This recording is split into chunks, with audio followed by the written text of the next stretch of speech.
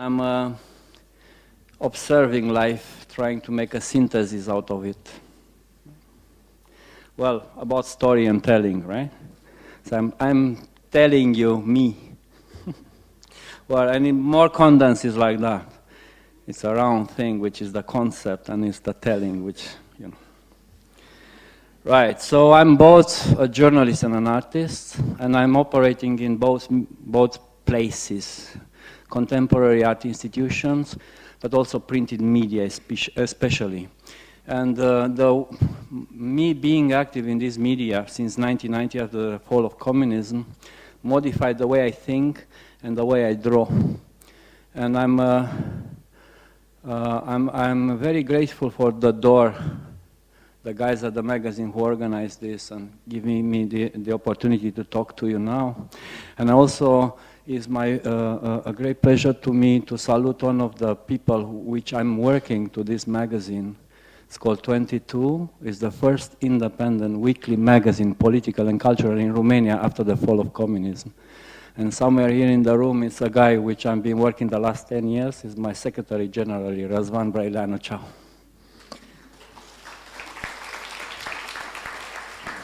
And this is how it looks.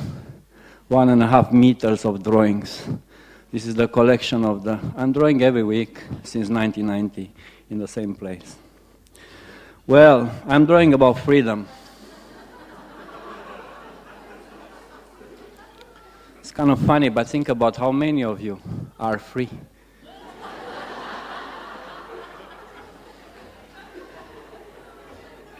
And my research is, or the language I employ, it belongs to democracy.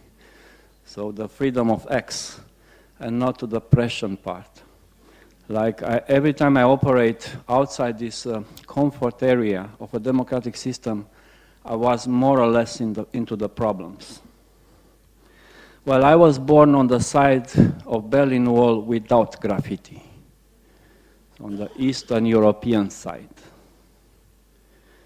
In a country where the reality looks like that, but it was represented like this. These were the artists. This was my teacher. Well, he was obsessed with power, but still smart enough to create a space where now you can look at this painting and say, maybe this is a dissidence move, like the dictator Prost with the king. You don't know. So that was a very interesting lesson I took, and this is part of the dictatorial society where you have to invent a language for a space which is not free. So the only freedom I found was at home, and this is one of my first wall drawings. This presentation will be a metaphor of walls. And this was not an artwork. At the moment I made this installation, I had no idea installation exists as a term. My art education stops somewhere before Picasso. And this was like a surprise for my wife, who recently entered the Art Academy at the time, 1988. And she had the first holiday, so I packed my flat in paper, our flat, and draw it. She likes it. Well, it was about the couple. It was about our story in the flat. And it was outside the censorship. Everything in the public space at the time was triple censored. Every book, every film, everything. So in order to somehow experiment outside these regulations, you have to discover spaces. One was at home, another one was on the ground, on the fields. But then you accepted the fact that your stories are about the life inside that space, and with a very limited number of people, a public. Actually, in this kind of cases, me and my wife experimented in this small flat, and the only visitors were ourselves. Well, this was the other spaces around me. By the way, for the American guests here, we call this Pershing rockets. It was gas tank on it looks like, continental nuclear weapon. Well, this reality, this political reality, I grew up and formed myself as an artist in a somehow lie or theater of absurd, was changed by these people on the streets, not by me as an artist, but by them, and they pay a price for it. Well, and in my activity as a citizen and then an artist, I will never, ever forget that 1,000 people died in this country for me to be able to talk to you now. Well, I was so impressed about this enormous power of crowds. Then I tried to somehow replicate in my art. And this is one of my, let's say, wall of people, like a handmade drawing of 50,000 faces, which were scanned with a camera. The idea of surveillance. It was about communism. It can fit the capitalists now. And you can shoot this on a screen to recognize every face. Well, but this is a very smart recreation of the Duke University Laboratory of Technology. But the original installation weighed about 4 tons. I was not able to move it around or to show it in another country. And I was so frustrated by the fact that I got stuck with my art at home that I had to have the decision how to penetrate this condition of creation, which means no institution, no people able to pay insurance or travel of artworks. So in order to liberate a little bit of freedom of movement here, I had to renounce the object and to draw directly on the wall, like a manual scan. This is a project I make in New York in 1995. This is the second wall I draw in a space which does not exist any longer now. It was called Franklin Furnace in Tribeca. It was an alternative space for art and performance. So I draw these little fellows. It took me a month to put all the gallery. And at the opening, gave rubber gums and people could erase these little fellows. So it was like a destruction party. Well, actually, it was one of my first projects where I have to deal with the advantages and disadvantages of somebody growing up in a non-developed country. Well, if you don't have the means, you have to be work more, be smart, be more funny, right? And you have to look as if you don't care. Well, at the time I did this, was 1995. I was not aware that in American history of contemporary art, there is a very iconic piece called The König Erased by Rauschenberg, which in fact is the following thing. A young shot artist named Rauschenberg was asking the famous artist at the time in the 70s in New York, 60s, Mr. de Kooning, I want to erase one of your drawings. And Mr. de Kooning said, that's a very cool project, I give you a good one. So that's erased, and now it's exhibited in MoMA as so. I have no idea about it. All the American art press thought I was quoting that. I said, what a clever project. Got very successful. Have nothing to do with American history. So I start to draw walls, white walls, black walls, media walls, window walls, and sometimes political walls. This is a wall I did in Cyprus. This is an island half in Europe, half out. So I draw in the Turkish part, which is the outside of Europe. And for the first time in my project, I have some assistants. By the way, can I have this light beam a little bit this here? Maybe we can see better the images. Well, so I draw about art and they draw guns. Let me see. Well, this is what I do. I try to make an entire novel in one frame. Like immigration, from something you know to something you don't know. And of course it's full everywhere you go.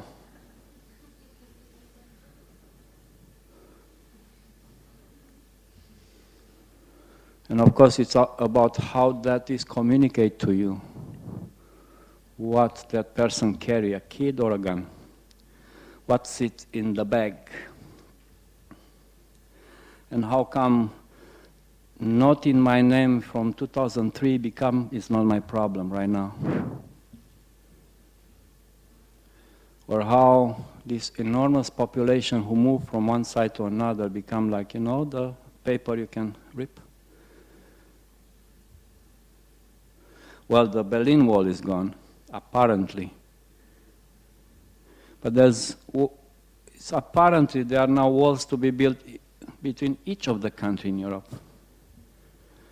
Well, I do this on walls, ceilings, windows, above the ground, on the ground, underground, like in fantastic spaces like here in Macro in Rome, or in very casual spaces. This is the canteen of workers in Bristol. Try to make them a newspaper other than the Sun. Didn't work out. Or here in a very interesting place called Center for Democracy in Turda, in Romania, the Ratio Foundation. Or here in the city of Arad, where I draw these places for, you know, buses. They are usually used for politics or Arsenia Boca, but that's a religious mythology. And this leads me to me being active in the public space, which is a different space than the institution. I usually feel very free inside the museum, because the art history, it's a frame where I can deliver my drawings with no problem. My style, it's a melange between, it's a synthesis between like cartoon or graffiti or a drawing for the press, but it's none of them. So when I'm in a museum, I don't have to explain too much. When I'm in a public space, it's a different story. So I try to stick with the institution. This is the National Gallery for Modern and Contemporary Art in Sydney, Australia. Well, on me, not on them. And when they build this, they build the Western canon of art history into a new continent, right? But when they're supposed to do this kind of bas-relief metal, but they run out of money. So for the 2008 Sydney Biennale, I came with some chalk to complete the canon.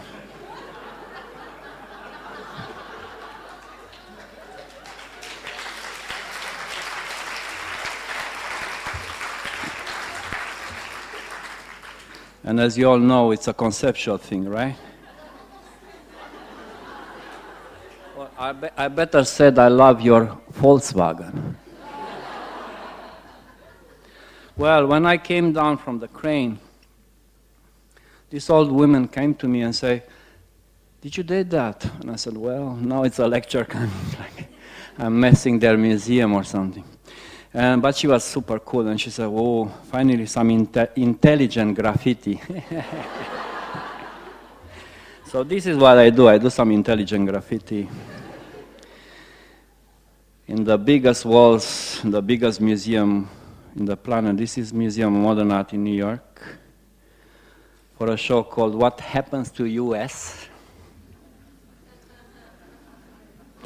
And of course, what I want to say is like, since I renounced the object, and I don't have to carry nothing with me, I don't have to explain nothing at the border, what is that, and there's no insurance, so there's no panic. And I'm invited like a carte blanche, like a wall blanche. Like I am giving a surface and the freedom to draw on it. And I'm not site-specific, I'm more time-specific. I draw about the moments, what happens then, there, in the world, something like that. But I'm not sure, I don't know from before what I will draw. Neither the curator who invites me, so it's a kind of a trust. And this is fantastic. I don't have any pressure. I'm recycling my own drawings. I feel very comfortable to discover new ones. But this kind of freedom, like, you know, I can fly in 2 hours, everywhere you want. I have my markers with me. So, but these have a price, and this is the price. So at the end of the exhibition, what is considered art history is gone. So this is the exhibition. This is somewhere in Spain. And this is the end of it. Well, this is the Electroputere Craiova in Craiova. Bang! Bang! Well, this is freedom in Arad, libertate. Freedom gone.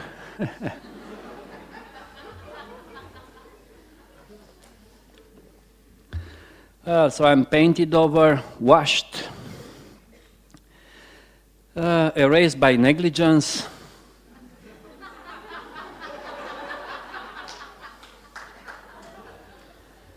Or by intention. This is Tate Liverpool. We gave chalk to people to draw, and they did.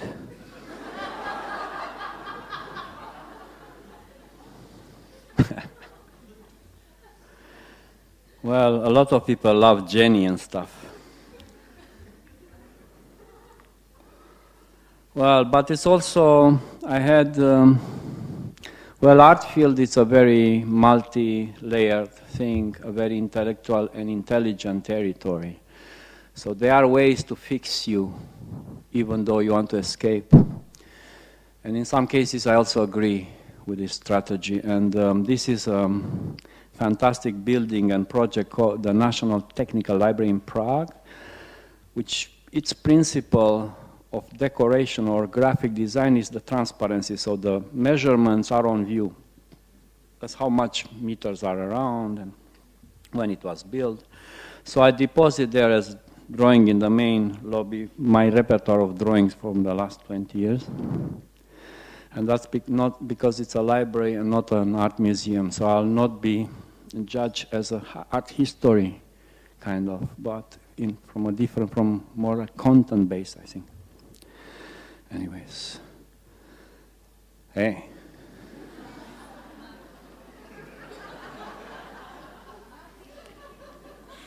These are people studying.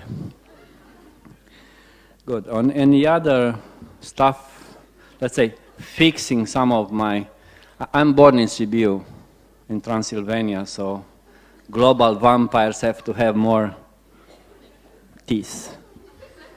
It's more blood to suck, global-wide. So I deliver in a sort of transparent walls all my repertoire of drawings in a piece called Transparent Retrospective, each glass for each year of my activity.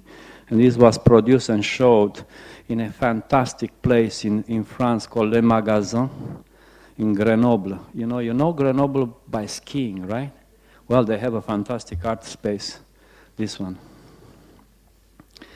Good. So, I've been doing that the last 25 years, all over the world and everywhere I can, here in Romania too, although Romanian walls are not to be touched. Very interesting in a country with this kind of Jos Ceausescu graffiti, right?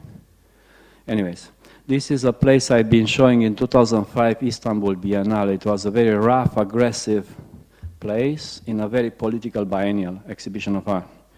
This is the place now. A very cozy boutique. This is the Romanian Tiananmen Square, so Piața Universității, right? Well,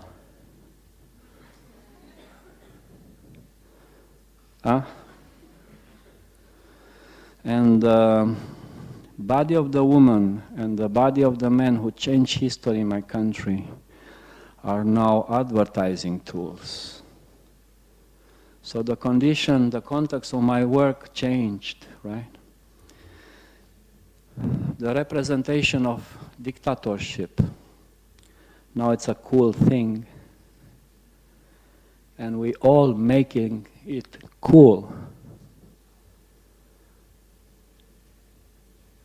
So, not only it conquered the city of Bucharest, and this building have nothing to do with Romania, nothing. So this building occupied the city of Bucharest and occupied the entire country. And last and not least, the fridge. These are magnets. So the fridge was emptied for this building to be built. We all paid for it. It's called the House of the People, where the people can get in only if they buy a ticket. And what was the dictator's sign? Now it's the sign of democracy, right?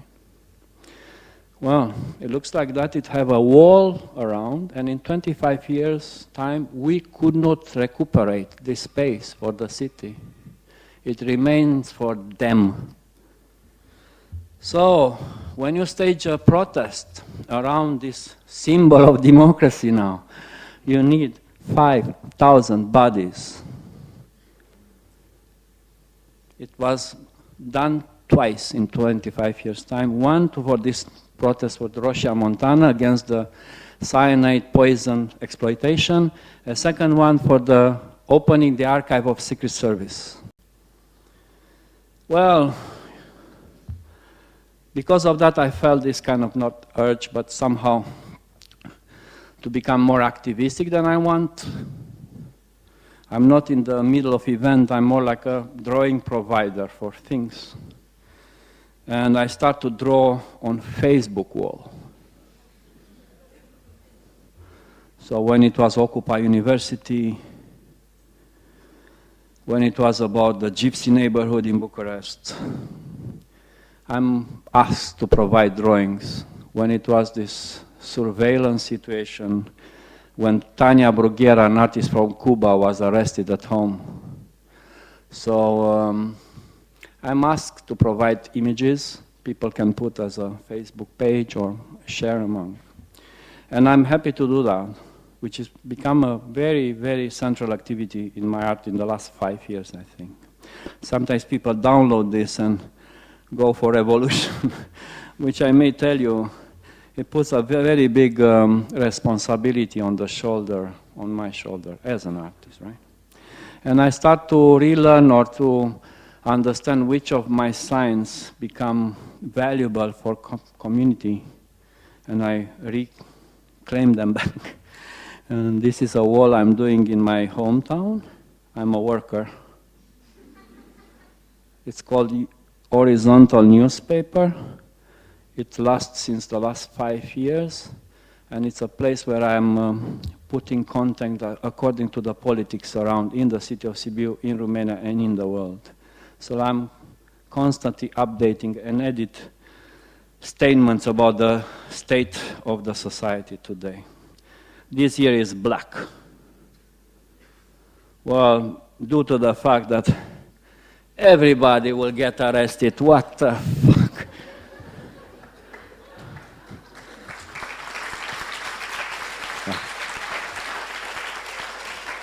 We are solving the corruption for the guests. We are like arresting everybody now. And it's also like a philosophical place where I kind of meditate about our future. Well, it's very, very refreshing to see people doing selfies with your art. And then it's very, very catastrophic to see people who don't care at all, because they are waiting the bus. And this is my, well, let's say, the big power game I'm playing in my hometown. And believe me, one place which is the most difficult to show is the place where your mom lives. So I see these people who care a lot at all, and I'm drawn back to the ground. I'm put back in the society. It doesn't matter where I showed last month in the biggest museum on the planet. There are people with their lives, and I can't reach them. I can't reach them all. So the Berlin Wall is gone. I grew up in that black hole near the Black Sea, right? This is a shot during the dictatorship. In the 80s, no electricity. Now we normalize. We're the same. So we better watch out what kind of walls are we building now. This is a wall in Baia Mare who separate the gypsy community from the rest of the city. And not only this wall was built in a democratic environment, it was painted by the students from the Art Academy in Cluj on the outside. Well, and this is the wall Hungarian built. You can't draw this wall, right?